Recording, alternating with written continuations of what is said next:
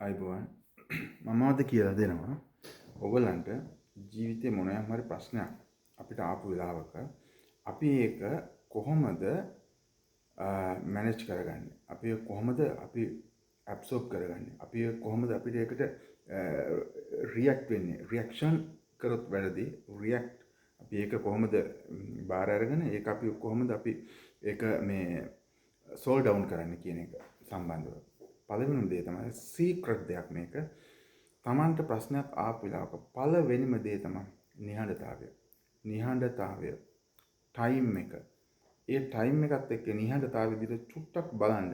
ඒ ප්‍රශ්නේ ඒ තියෙන ඒ කැපැසිටි එක මත ඒ තියෙන ප්‍රශ්නේ ප්‍රමාණය මත නිහඬතාවයක් දෙන්න. ඒක විනාඩි 10ක් වෙන්න පුළුවන්, පැය භාගයක්, පැයක්, දවසක්, මාසයක් එහෙම වෙන්න පුළුවන්.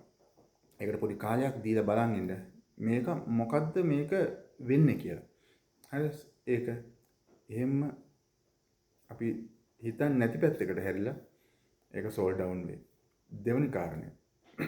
ඒ වගේ ප්‍රශ්නයක් ආපුවම මම හැම වෙලෙම කියනවා ප්‍රශ්නේ දිහා කවදාවත් බලන්න එපා. ප්‍රශ්නේ දිහා බලන්න එපා. ප්‍රශ්නේ ලොකු වෙනවා.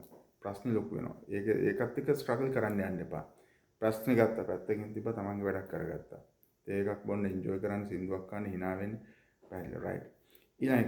ඊළඟ එක මම කියන සීක්‍රට් දේ right number 3 තමන්ට දුකක් ආපිලාක දරා ගන්න බැරි දුකක් ආපිලාක මොකද අපි භෞතික ලෝකේ ජීවත් වෙන්නේ දරා ගන්න බැරි දුකක් ආපිලාක හොඳම දේ තමයි hina වෙන්න.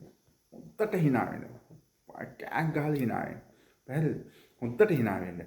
ඒ තියෙන ඒ පහත් ඒ අඩු ෆ්‍රීකවන්සි එක ඇඟට ගන්න එපා.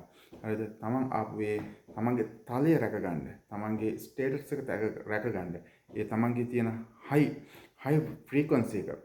හරිද? අපි හැම වෙලෙම ස්තුති කරලා හරිද? අපි හැපිනස් එක තියාගෙන ඒ ෆ්‍රීකවන්සි එක පල්ල දාන්න නැතුව ඒක ඒ මට්ටමේම තියාගන්න හොඳම දේ තමයි hina වෙන්න.